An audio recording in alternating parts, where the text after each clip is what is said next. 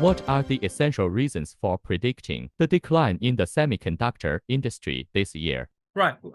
The actual inherent dynamics of the industry hasn't changed. The bull end of our forecast was driven by the fact that things would economically not deteriorate throughout the period of time, that it would just simply be a very natural progression through the cycle. We had a little bit of uncertainty there, which is why we moved the forecast to be slightly more negative, in the fact that we were very concerned about the interest rate increases that were happening throughout the world to combat inflation, and the impact that might have on certainly consumer spending power and even businesses, as they were struggling to compensate for the increased interest charges and costs and the squeeze on their disposable income. And the bear end of the cycle, the minus 26%, was really based on the fact that we were concerned that the world might actually slip into recession in the second half of this year.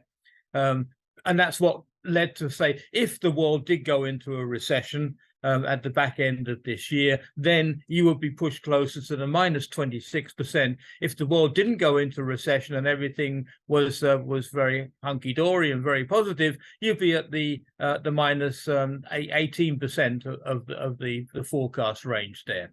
So the big difference really now is what will happen in the second half of this year from a global economic point of view. And it's still uncertain. I mean, it really depends on who you talk to as to whether there's going to be an issue there or not an issue there. So far, America has escaped relatively unscathed and is a strong part of demand. But on the other hand, there's still a lot of uncertainty there. We've had a couple of minor banking crises. We've still got interest rates there. Inflation is still too high.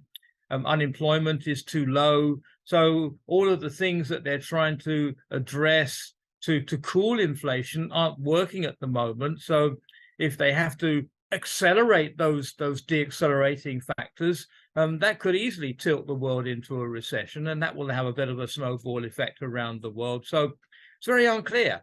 So our message to investors is you've got to keep an eye on that economic risk. You've got to keep an eye on the capacity risk, because we're still building capacity. Even though we don't need it, we haven't stopped back on capacity. So, you've got to look at those two factors there, because they're going to be key determinants there. The more capacity we build now, the longer it's going to take for it to be absorbed. And the worse the economy gets, the harder that is going to take on demand. So these are the two real unknown wildcards in the equation. The rest of it is working exactly as planned. We are liquidating the inventory. It is coming down. The unit shipments is well below the unit demand level. That's fixing itself.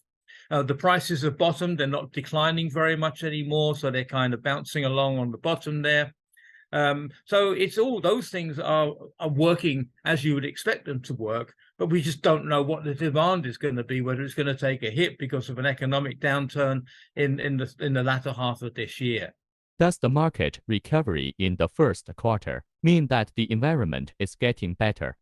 What I think the reason why the first quarter was not as bad as we thought it was going to be was because that inventory liquidation took a little longer to kind of kick in than it normally did.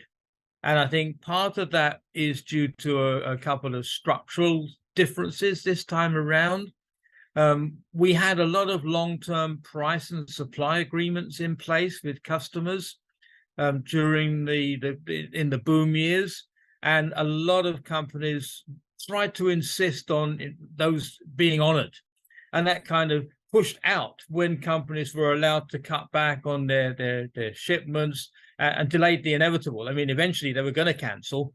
It was just a question of how long would it be for that to happen. So kind of making customers adhere to a pricing or a unit shipment agreement is a bit of an own goal in a way, because they don't need the parts. They've already bought them. So at one point in time, they're not going to buy them, and it just pushed it out a little bit. So it took a lot longer for that unit demand to actually go below the trend line than it would normally have done. And that helped keep the unit shipments up, and that helped keep the value up. So it was a little bit artificial. And I think that is now starting to happen with a vengeance in the second quarter. We're starting to see that come down quite dramatically. So I don't think anything has really changed in that regard, to make the whole scenario be any real different to what it was before. It's just simply a push out due to the fact that we had these long-term price agreements. And I think on a lot of sectors, like logic, for example, it's all system on chip type parts, and they all have a long factory lead time.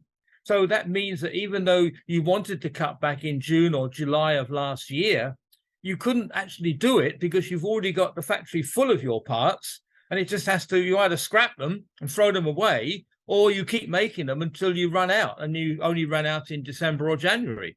So again, it kind of delayed the impact of when you could make this unit adjustment. And so that's a structural difference, which is slightly different this time to last time.